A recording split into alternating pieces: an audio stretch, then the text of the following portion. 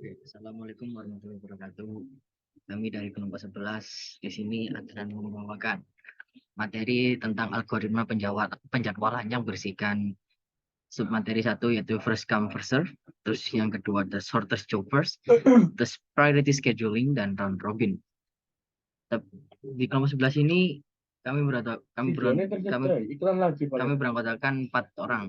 Yang pertama saya Alden Zaki Ardiansyah dengan NPM terakhir 238, terus ada Awang Muhammad Siadasya dengan NPM terakhir 327, Hafiz Irham yang dengan NPM terakhir 068, Kevin Ricky Pradana dengan NPM terakhir 256. Oke, untuk materi pertama kita ambil dulu round robin. Round robin merupakan salah satu algoritma scheduling pada CPU di mana semua proses yang dijalankan oleh algoritma ini akan dieksekusi secara cyclic. Dengan kata lain, algoritma ini akan menjalankan suatu proses dalam batas waktu tertentu dan apabila proses tersebut telah berjalan melewati batas waktu yang ditentukan, maka proses ini akan otomatis diberhentikan sementara dan dimasukkan ke dalam antrian proses yang paling belakang. Kemudian algoritma ini akan dilanjutkan proses lain dari antrian paling depan. Waduh. Contoh pengaplikasian algoritma round robin di dalam OS komputer. Waduh. Yang ini ada spesifikasi sebuah CPU dengan kuantum 4 mendapat beberapa proses dengan waktu kedatangannya sama seperti berikut. Satunya burst time-nya 4, P2 burst time-nya 9, P3 burst time-nya 6, P4 burst time-nya 5, dan P5 burst time-nya 3. Langkah 1 untuk pengerjaannya, yaitu pertama membuat Gantt chart dengan memasukkan proses yang berurutan, kemudian kurangi burst time dengan nilai kuantum. Seperti di P1 burst time min kuantum dan 4 min 4 sama dengan 0. Terus di P2 burst time min kuantum 9 min 4 sama dengan 5. Jadi ada sisa 5. Terus di P3 burst time min kuantum 6 min 4 sama dengan 2. Ada sisa 2. Ada di P4 ada burst time min kuantum sama dengan 5 min 4. Ada sama dengan 1. Ada sisa 1. Lalu di P5 ada burst time min kuantum 3 min 4 sama dengan min 1. Proses yang memiliki sisa kemudian dimasukkan kembali dalam antriannya sesuai dengan urutan prosesnya. Yang di P2 sisa burst time min kuantum 5 min 4 sama dengan 1, ada sisa 1. Terus di P3 sisa burst time min kuantum 2 min 4 sama dengan P2.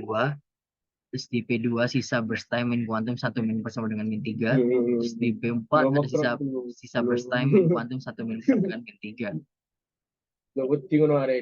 Terus langkah 2, menghitung EWT atau average waiting time. EWT yang terjadi di proses ini itu ada di 0, 18, 19, 19. Itu semua ditambahkan lalu dibagi dengan jumlah dari itu. Jadi tadi 0 tambah 18 ditambah 19 ditambah 21 dan ditambah 16 hasilnya 74. Lalu 74 ini dibagi 5 karena dari jumlah itu jumlah waiting time tadi sama dengan 14,8.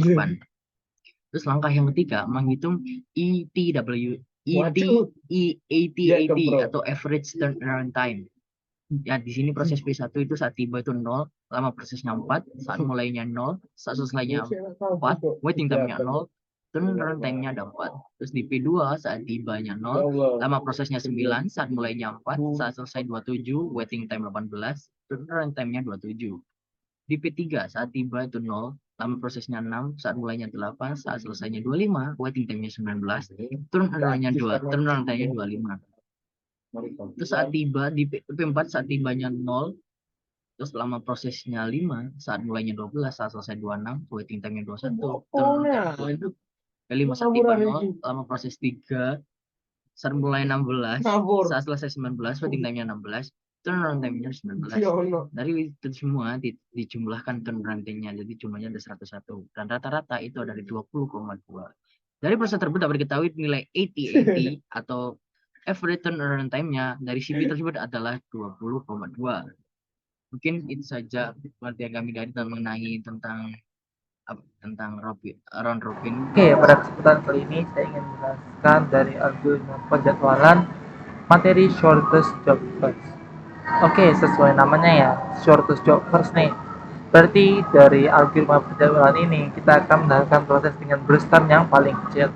Nah, dari shortest job first itu sendiri terdapat dua tipe, yaitu pertama ada tipe preemptive. Jadi jika CPU bersatu lebih kecil dari sisa waktunya dibutuhkan oleh P0, CPU boleh digantikan untuk P1.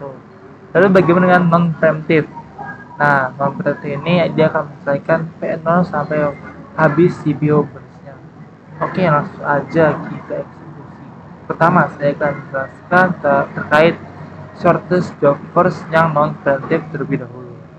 Oke, di sini sudah ada tabel prosesnya ya. Sudah bisa kita lihat di sini ada P1 dengan arrival time 0, burst time-nya 5, P2 dengan arrival time 2 dengan burst time 8, P3 dengan arrival time-nya 4, burst time-nya 3, dan P4 arrival time-nya 6 dan burst time-nya 2. Oke, di sini bisa saja langsung kita lihat ya. Ada proses penjadwalannya nih dari shortest job first nih. Oke, di sini udah bisa kita lihat ada P1. Nah, P1 di sini ternyata dia mempunyai arrival time-nya 0 dan burst time-nya tuh 5. Nah, bisa kita lihat ya. Maka di sini bisa kita lihat ada P1 dengan burst time-nya 5. Maka kalau gitu, karena dia belum ada prosesnya perlu dikerjakan lagi atau jobnya perlu dikerjakan, langsung aja kita eksekusi P1 sampai dia selesai di sini. Tapi ternyata pada arrival time kedua terdapat P2 nih dengan burst time 8 di sini. Nah, ternyata lagi pada arrival time keempat terdapat P3 dengan burst time 3. Oke. Tapi pada non preemptive ini dia akan terus menyelesaikan P1 sampai selesai ya. Jadi di sini sudah bisa kita lihat sampai arrival time 5 akhirnya P1 ini selesai dan bisa kita lanjut ke job selanjutnya yaitu P3 dan P2. Tapi sebelumnya kita perlu urutkan dulu nih burst time mana yang lebih kecil antara P3 atau P2. Dan ternyata kalau misalnya kita urutkan P3 ini burst time-nya lebih kecil daripada P2 dengan burst time berjumlah 3. Oke, langsung aja kalau gitu kita eksekusi P3 dari 5 sampai ke arrival time ke-8. Loh, tapi ternyata pada arrival time ke-6 di sini terdapat P4 dengan burst time 2. Maka dari itu di sini terdapat job lagi setelah P3 selesai.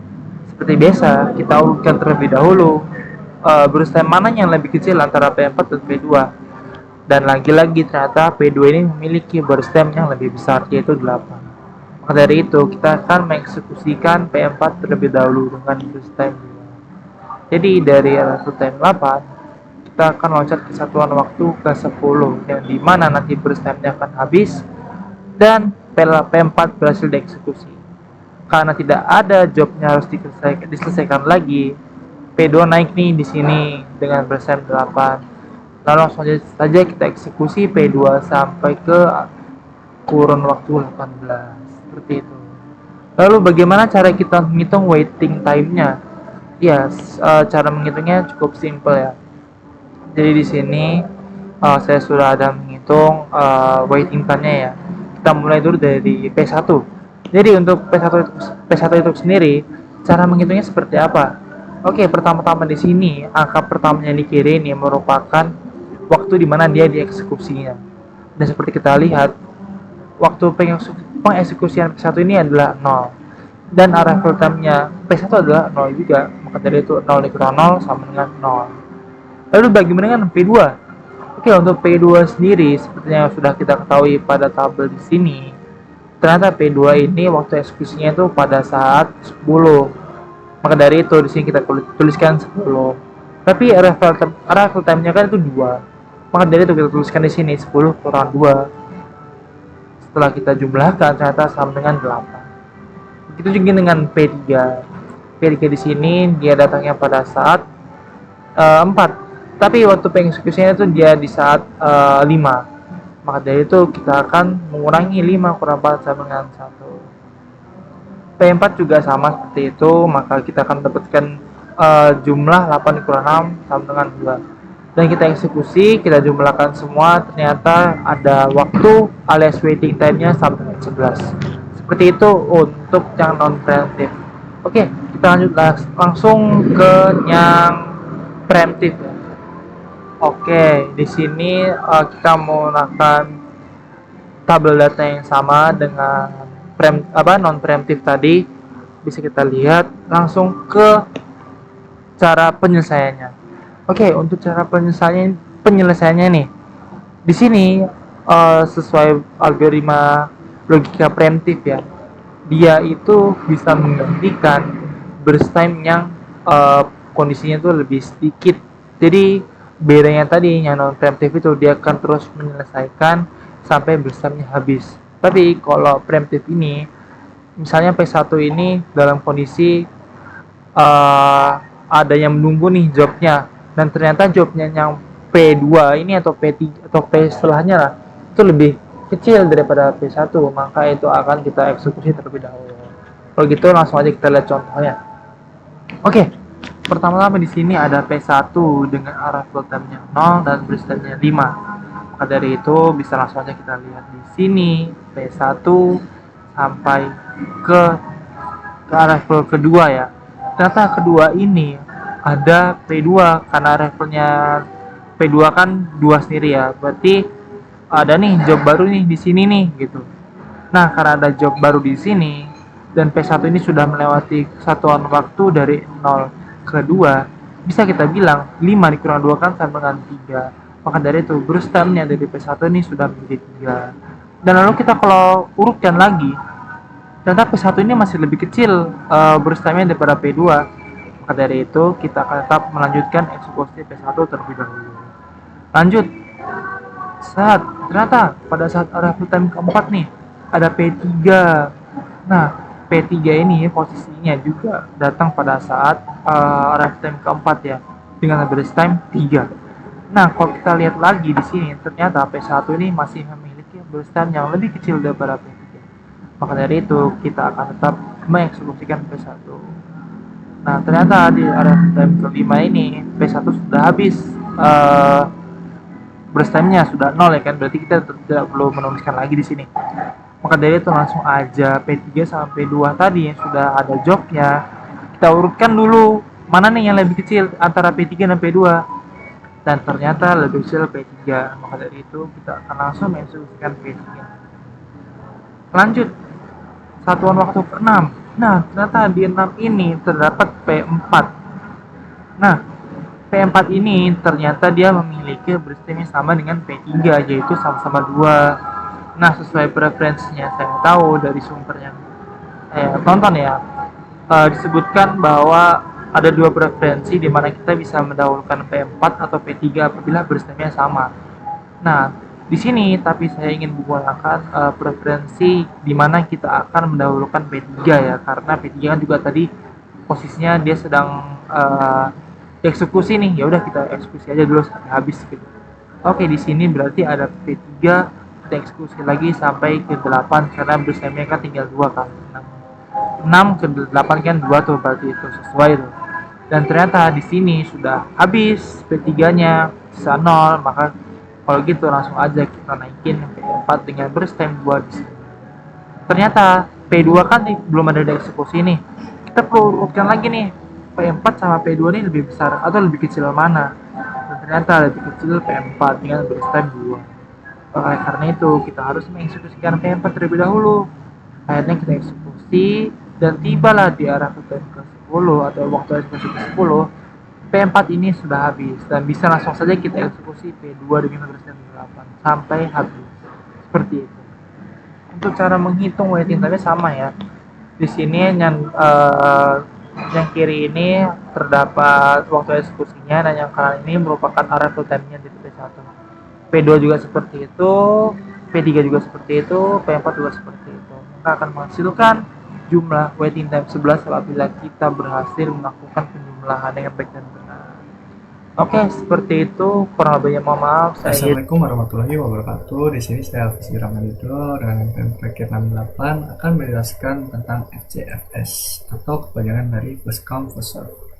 Di sini dari namanya sendiri ya, First Come First Serve, yakni siapa yang datang duluan dia yang akan dilayani. Dan prinsip FCFS ini ada 2, yakni tidak adanya prioritas, yang dimana jika dia yang datang duluan maka dia yang dilayani, nggak ada nyerobot antrian, dan tidak adanya interupsi jika proses sedang dikerjakan, maka menunggu sampai proses itu selesai baru menjalankan proses yang berikutnya. Di sini cara kerja dari first come first serve ini, setiap proses akan dieksekusi dengan sesuai dengan urutan kedatangan, ini arrival time, dan dieksekusi dengan sesuai waktu yang dibutuhkan atau first time-nya. Dan berikut ini terdapat tabel proses ya, mana prosesnya ini terdapat dari proses 1 sampai proses 5. Dan arrival time ya, waktu kedatangannya itu ini waktunya 02466, dan burst time nya itu waktu untuk mengerjakan dari suatu proses tersebut. Misal P1 membutuhkan waktu 3 dan seterusnya. Oke, di sini untuk mengerjakan FCFS schedule ini kita memerlukan Gantt chart.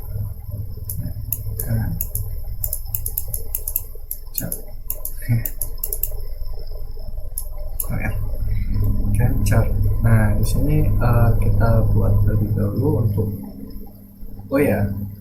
untuk mengerjakan pertama ini kita melihat dulu urutan kedatangan yang paling pertama, yakni proses P1. Dia datang pada waktu 0. Oke. Dia datang pada waktu 0. Kita buat dulu.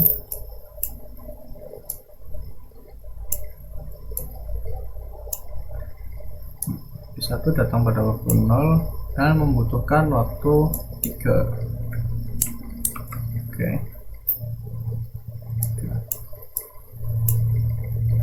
Dan proses P1 telah berjalan sampai selesai. Nah, pada proses P1 sedang berjalan, ternyata ada yang datang pada waktu kedua. Di sini pada waktu kedua, yakni P2 datang. Karena proses P1 sedang berjalan, maka tidak bisa diganggu gugat karena menunggu proses P1 sampai selesai. Maka dari itu P2 akan menjadi urutan ke berikutnya setelah P1 selesai tadi. Maka di sini di P1 sudah selesai prosesnya sampai ke 3, maka P2 akan dikerjakan dengan menggunakan waktu 5. 3 tambah 5 yakni 8. Oke. Sini P2 sudah selesai sampai berproses. Ternyata ada yang datang lagi. P3, P4 dan P5. Dia datang pada keempat dan waktu ke-6.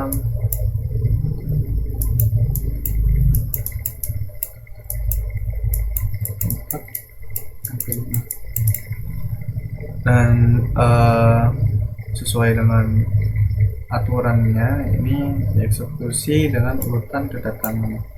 Jadi di sini P3 datang terlebih dahulu karena dia datangnya pada urutan keempat, maka P3 akan jadi proses yang selanjutnya, dan P3 ini memerlukan waktu 8. 8 tambah 8 berarti 16. Oke, di sini proses P3 udah selesai. Dan melanjutkan dari kedatangan P4 dan P5. Karena di sini P4 dan P5 ini kedatangannya sama ya. Untuk mengatasinya sistemnya itu melihat dari proses P yang terkecil, yakni P4 yang akan dieksekusi terlebih dahulu. Jadi P4 akan menjadi proses yang selanjutnya dengan membutuhkan waktu 3. Oke, 16 tambah 3 ini 19. Dan proses P4 selesai. Setelah itu P5 yang menjadi berikutnya. Yang selanjutnya ini membutuhkan waktu 4. 19 tambah 4 ini 23.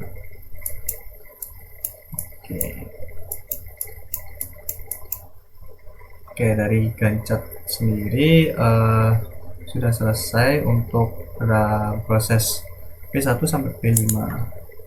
Diawali dari 0 sampai ke 23. Selanjutnya kita akan menghitung dengan waktu tunggu ini. Waktu tunggunya dari proses P1 sampai P5. Dan di sini P1 dieksekusi pada waktu 0 dan arrival time-nya yakni dari 0. Nah,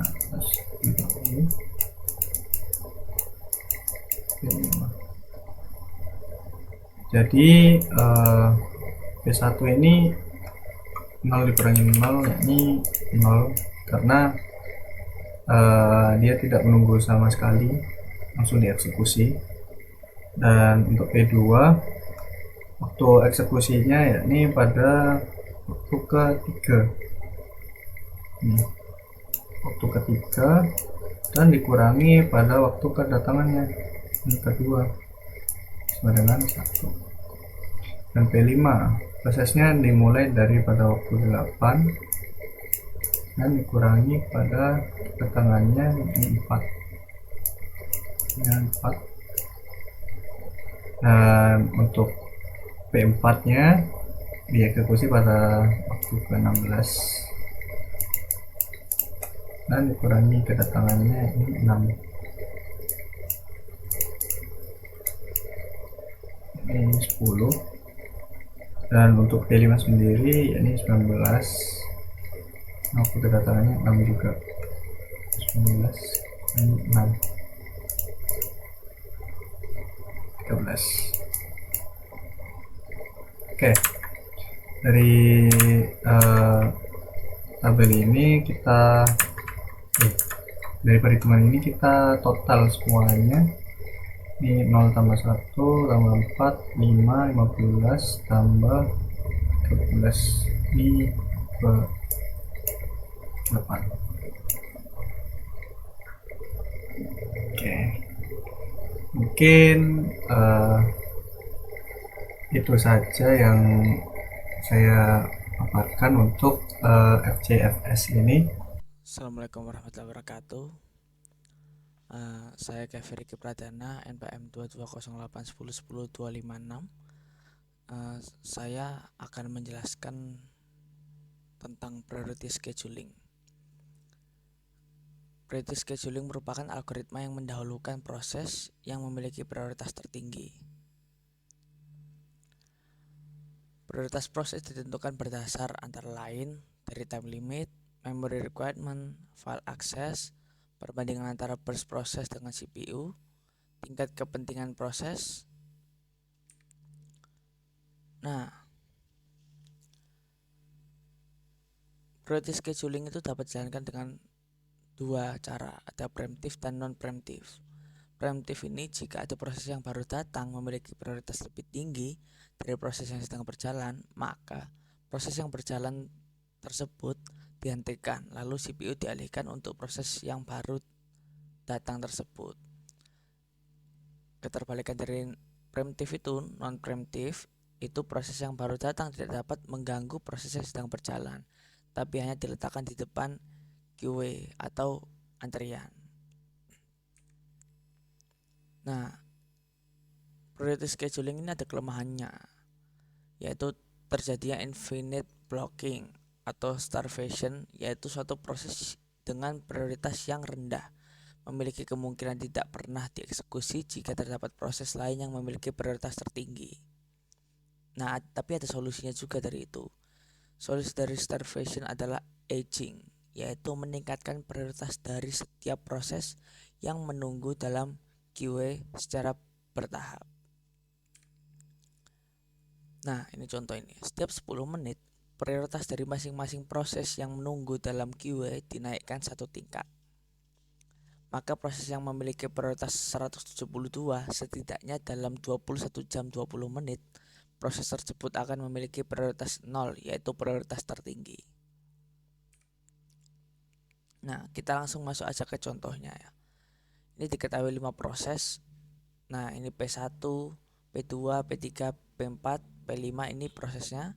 Burst time-nya itu P17 prioritas 3, P2 burst time-nya 2, prioritasnya 4, P3 burst time-nya 3, prioritasnya 3, P4 burst time-nya 2, prioritasnya 1, P5 burst time-nya 10, prioritasnya 2. Lanjut kita ke pembahasannya. Nah, dari soal yang tadi itu kan kita bisa melihat mana prioritas tertinggi, prioritas yang harus kita dahulukan. Itu yaitu nomor 1 ini. Prioritas 1 ini adalah prioritas tertinggi, yaitu P4 dengan burst time 2. Maka dari itu yang pertama kali dijalankan adalah P4 ini dari 0 ke 2 karena burst time-nya ini ada burst time-nya ini 2. Jadi otomatis sekali dijalankan dia berjalan 2 kali. Kemudian kenapa P5? Karena P5 itu prioritas kedua. Jadi kita jalankan dia setelah prioritas pertama ini habis. Karena burst time 2 sudah habis, kita lanjut ke prioritas kedua dengan prioritas kedua P5 dengan burst time 10. Nah, P5 dijalankan dengan awalan itu 2 dan P5 ini burst time-nya 10 menjadi 12. Burst time selesai ini kan. Nah, dilanjut ke P1. Kenapa P1?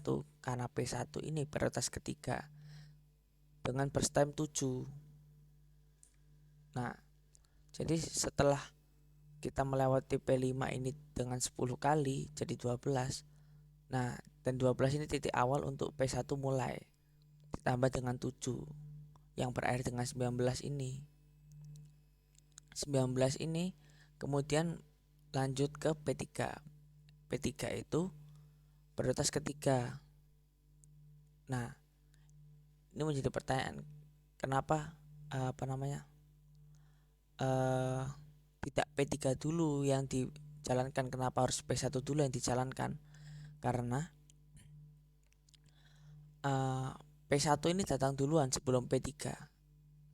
Jadi otomatis yang dijalankan duluan adalah yang pertama kali datang meskipun prioritasnya sama. Begitu. Jadi karena prioritasnya sama-sama 3, tapi dihitung dari P1, P2, P3, P4, P5, P1 ini adalah awalan dari proses, maka P1 yang dijalankan duluan. Kemudian lanjut ke P3 ini dengan prioritas ketiga, burstnya itu 3. Jadi setelah P1 selesai dengan pemakaian 19 kali, lanjut ke P3 dengan burst time-nya 3 kali. Jadi waktu akhirnya 22. Kemudian terakhir ada P2 yaitu memiliki prioritas keempat dengan burst time 2. Nah, P2 ini dari awalan waktu ke-22 dan burst time-nya 2 ya akan berakhir di 24 waktunya ini. Nah, setelah ini sudah kita jabarkan bagaimana berjalannya proses-proses itu dengan menggunakan priority scheduling. Kita melihat dari waiting time, AWT ini, average waiting time atau rata-rata waktu tunggu. Nah, proses 1 ini P1 ini, proses P1 ini dia memiliki waiting time atau waktu tunggu itu 12.